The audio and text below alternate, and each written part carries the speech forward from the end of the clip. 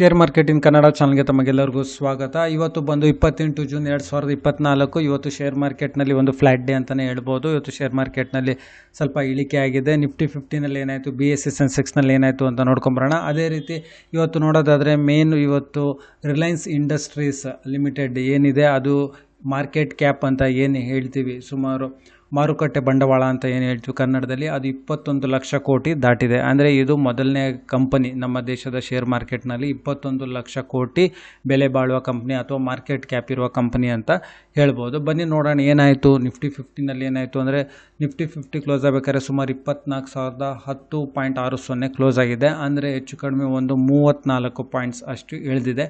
ನೋಡಬೇಕು, 24,000 ಒಂದು ರೆಸಿಸ್ಟೆನ್ಸ್ ಇದ್ದೇ ಇರುತ್ತೆ. ಅದೇ ರೀತಿ 23,600 ಒಂದು ಸಪೋರ್ಟ್ ಇದೆ ಅಂತ ಹೇಳ್ತಾ ಇದ್ದಾರೆ. ನೋಡಬೇಕು ಏನಾಗುತ್ತೆ ಅಂತ. ಅದೇ ರೀತಿ BSE ಸೆನ್ಸೆಕ್ಸ್ ನಾವು ನೋಡೋದಾದರೆ ಸುಮಾರು 210.45 ಅಷ್ಟು ಇದರಲ್ಲಿ ಇಳಿಕೆ ಆಗಿದೆ. ಅಂದರೆ ಇದು ಕ್ಲೋಸ್ ಆಗಬೇಕಾದ್ರೆ ಸುಮಾರು 79,032.73 ಪಾಯಿಂಟಿಗೆ ಇವತ್ತು ಕ್ಲೋಸ್ ಆಗಿದೆ. ಹಾಗೆ ಟ್ರೆಂಡಿಂಗ್ ಶೇರ್ಸ್ಗಳಂತ ಹೇಳಿದ್ರೆ ಟೆಲಿಕಮ್ಯುನಿಕೇಷನ್ಸ್ದು ವೊಡಾಫೋನ್ ಐಡಿಯಾ ಇದರಲ್ಲಿ ಸುಮಾರು ಒಂದು 3.4% ಅಷ್ಟು ಇಳಿಕೆ ಆಗಿದೆ. ಹಾಗೆ ಭಾರತ್ ಪೆಟ್ರೋಲಿಯಂನಲ್ಲಿ ಸುಮಾರು ಒಂದು 90 ಪೈಸೆ ಅಷ್ಟು ಪ್ರತಿಯೊಂದು ಶೇರ್ಲಿ ಇಳಿಕೆ ಆಗಿದೆ. ಹಾಗೆ ಸುಜ್ಲಾನ್ ನೋಡೋದಾದರೆ ಇವತ್ತು ಕ್ಲೋಸ್ ಆಗಬೇಕಾದ್ರೆ ಸುಮಾರು ಇದರಲ್ಲೂ ಇಳಿಕೆ ಆಗಿದೆ, ₹52.86 ಕ್ಲೋಸ್ ಆಗಿದೆ. ಹಾಗೆ ಇಂಡಿಯನ್ ರಿನ್ಯೂಬಲ್ ಎನರ್ಜಿ ಸುಮಾರು 1.5% ಅಷ್ಟು ಇಳಿಕೆ ಆಗಿದೆ. ಅಂದರೆ ಹತ್ತಿರ ಒಂದು ₹3 ಅಷ್ಟು ಇವತ್ತು ಇಳಿಕೆ ಆಗಿದೆ. ಹಾಗೆ ರಿಲಯನ್ಸ್ ಇಂಡಸ್ಟ್ರೀಸ್ ನೋಡೋದಾದರೆ ₹69.70 ಪ್ರತಿಯೊಂದು ಶೇರ್ಲಿ ಏರಿದೆ. ಅಂದರೆ 2.28% ಅಷ್ಟು ಇವತ್ತು ಏರಿಕೆ ಆಗಿದೆ. ಇದರಲ್ಲಿ ಶೇರ್ಸ್ ನಂಬರ್ ಆಫ್ ಶೇರ್ಸ್ ಏನಿದೆ, ವಾಲ್ಯೂಮ್ ತುಂಬ ದೊಡ್ಡ ವಾಲ್ಯೂಮ್ ಇದು ರಿಲಯನ್ಸ್ ಇಂಡಸ್ಟ್ರೀಸ್. ಹಾಗಾಗಿ ಒಂದು ಸಣ್ಣ ಒಂದು ಮೂಮೆಂಟನ್ನು ಒಂದು ದೊಡ್ಡ ಮಾರ್ಕೆಟ್ ಕ್ಯಾಪಿಟಲ್ ಅಂತ ಏನು ಹೇಳ್ತೀವಿ ಅದು ತುಂಬಾ ಚೇಂಜಸ್ ಮಾಡುತ್ತೆ. ಮತ್ತು ಮುಂದೆ ನೋಡೋಣ. ಹಾಗೆ HDFC ಬ್ಯಾಂಕಲ್ಲಿ ಸುಮಾರು ಒಂದು ₹12.35 ಅಷ್ಟು ಇಳಿಕೆ ಆಗಿದೆ.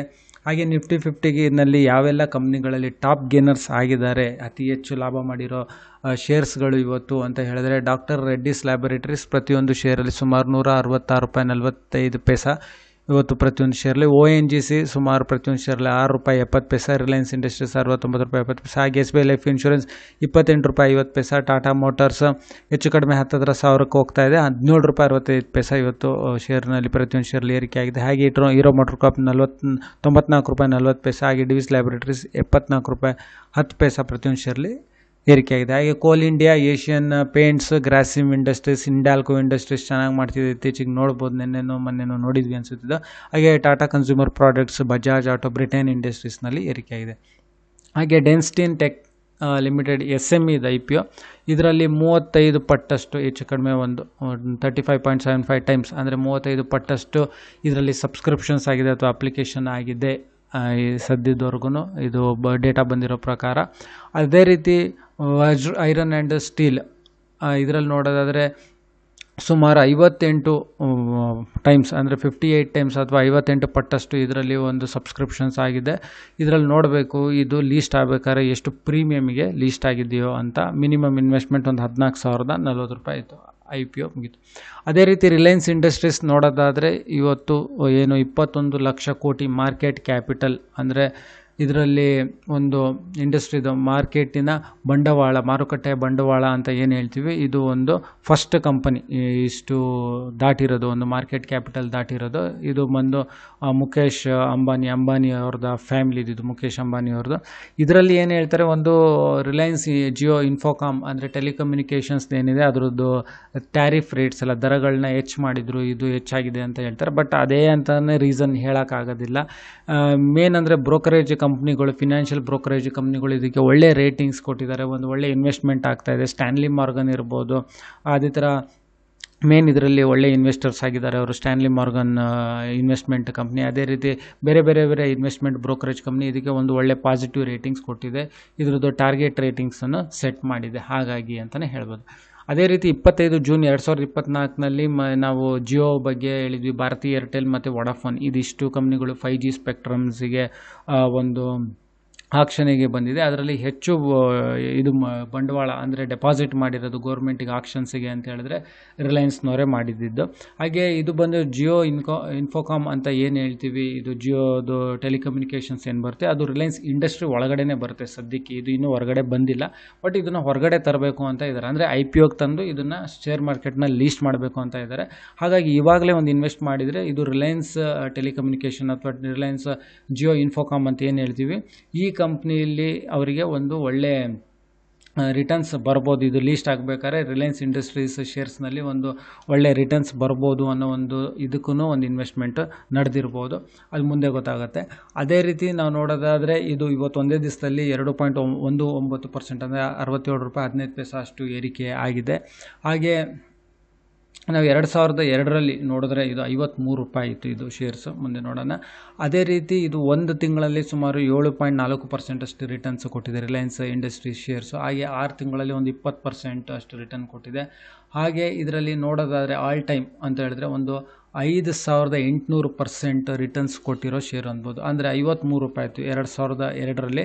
ಇದಕ್ಕಿಂತ ಮುಂಚೆ ರಿಲಯನ್ಸ್ ಇಂಡಸ್ಟ್ರೀಸ್ ಅಂದರೆ ಒಂದು ಓವರಾಲ್ ಧೀರುಭಾಯ್ ಅಂಬಾನಿದು ಏನು ಹೇಳ್ತೀವಿ ಅವ್ರದ್ದು ಕಂಬೈನ್ ಫ್ಯಾಮಿಲಿಲಿತ್ತು. ಆನಂತರ ಅನಿಲ್ ಅಂಬಾನಿ ಮತ್ತು ಮುಖೇಶ್ ಅಂಬಾನಿಲಿ ತುಂಬಾ ಒಂದು ಡಿವಿಷನ್ ಆಯಿತು. 2002ರಿಂದ ತೊಗೊಂಡ್ರೆ 53 ರೂಪಾಯಿ ಇತ್ತು ಇದು ಒಂದು ಶೇರ್. ಇವಾಗ ಇದು 3128 ರೂಪಾಯಿ ಇದೆ. ಅಂದರೆ ಪ್ರತಿಯೊಂದು ಶೇರಲ್ಲಿ 3075 ರೂಪಾಯಿ ಅಷ್ಟು ಇದರಲ್ಲಿ ಏರಿಕೆ ಆಗಿದೆ. ಅದೇ ರೀತಿ ಡಿವಿಡೆಂಟ್ಗಳ ಬಗ್ಗೆ ನಾವು ಮಾತಾಡಿದ್ವಿ, ಇದೇ ಚಾನಲಲ್ಲಿ ಒಂದು ವಿಡಿಯೋ ಇದೆ ಡಿವಿಡೆಂಟ್ ಬಗ್ಗೆ. ಈ ಮುಖೇಶ್ ಅಂಬಾನಿಯವ್ರ ಫ್ಯಾಮಿಲಿದು ಏನಿದೆ, ಮುಖೇಶ್ ಅಂಬಾನಿಯವ್ರದ್ದು, ಅನಿಲ್ ಅಂಬಾನಿಯವ್ರದ್ದಲ್ಲ, ಮುಖೇಶ್ ಅಂಬಾನಿಯವ್ರದ್ದು ಫ್ಯಾಮಿಲಿನಲ್ಲಿ ಏನು ರಿಲಯನ್ಸ್ ಇಂಡಸ್ಟ್ರೀಸ್ನ ಹೋಲ್ಡ್ ಮಾಡ್ತಾರೆ, ಇವರು ಡಿವಿಡೆಂಟ್ನಲ್ಲೇ ಇವರಿಗೆ ಸಾವಿರಾರು ಕೋಟಿ ಬರುತ್ತೆ. ಅದರಲ್ಲೇ ಇವ್ರದ್ದು ಒಂದು ವಿಡಿಯೋನೂ ಇದೆ ಈ ಥರ ಐಷಾರಾಮಿ ಜೀವನದ ಬಗ್ಗೆ, ಅದು ನೋಡ್ಬೋದು ನೀವು.